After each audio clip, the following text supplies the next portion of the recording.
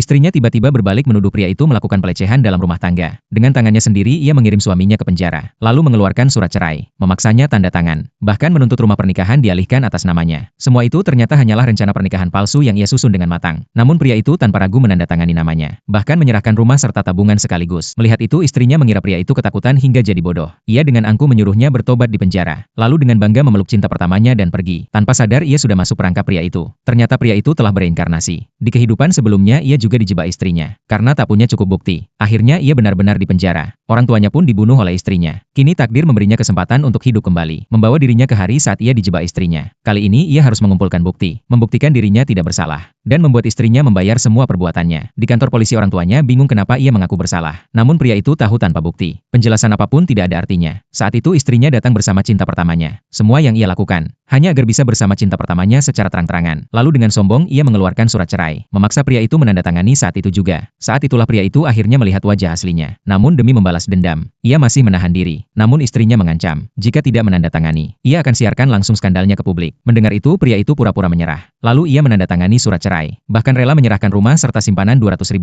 Ternyata sebelumnya mereka menandatangani perjanjian pranikah, di mana jika bercerai, semua harta akan jatuh ke tangan sang istri. Setelah tanda tangan, pria itu bahkan berkata semoga istrinya bisa hidup lebih bahagia. Namun hal ini justru membuat orang tuanya marah besar. Mereka tidak tahu bahwa semua ini adalah bagian dari rencana pria itu. Sementara cinta pertama yang menerima semua harta itu, merasa semuanya terlalu mudah. Namun istrinya menenangkannya agar tidak berpikir berlebihan. Saat itu orang tua pria itu datang menemui istrinya, memohon agar ia melepaskan putra mereka. Namun istrinya tidak peduli sama sekali. Bahkan dengan sombong berkata, asal mereka mau berlutut dan mengakui putra mereka benar-benar bersalah, ia akan mengembalikan uang mahar. Namun setelah mereka benar-benar melakukannya, istrinya hanya merekam video mereka, lalu tetap menolak mengembalikan apapun, bahkan mengusir mereka dari rumah. Saat itu pria itu meminta orang tuanya membawa sebuah amplop. Itulah tujuan sebenarnya ia menyuruh orang tuanya menemui istrinya, karena di dalam amplop itu ada bukti kunci yang bisa membersihkan namanya. Namun saat ia melihat kondisi orang tuanya penuh luka, dan tahu semua itu perbuatan istrinya, ia marah besar. Namun demi balas dendam akhir, ia masih menahan diri, karena ia akan membalasnya 2 kali lipat di sidang besok. Keesokan harinya sebelum sidang dimulai, istrinya sudah tidak sabar membuka siaran langsung, mengaku di depan umum bahwa ia dilecehkan dalam rumah tangga, bahkan menunjukkan luka sebagai bukti. Ia juga membayar kerabat untuk membuat keributan. Dalam sekejap opini publik memojokkan pria itu. Ribuan penonton menghujatnya. Namun itu belum selesai. Istrinya menambahkan tuduhan baru, mengatakan orang tua pria itu memaksanya bercerai dengan tangan kosong, bahkan mengancam akan memukulinya sampai mati jika tidak mengembalikan mahar. Mendengar itu, massa yang menonton ikut menghujat. Bahkan ada yang menuntut agar pria itu dihukum mati. Namun justru inilah bagian dari rencana pria itu. Karena semakin besar istrinya membuat keributan, semakin hancur pula dirinya saat kebohongan itu terbongkar. Saat pria itu muncul di pengadilan, istrinya untuk meningkatkan popularitas, diam-diam menyuruh kerabatnya memukuli pria itu di tempat. Dengan cepat wajahnya dipenuhi luka lebam. Sementara istrinya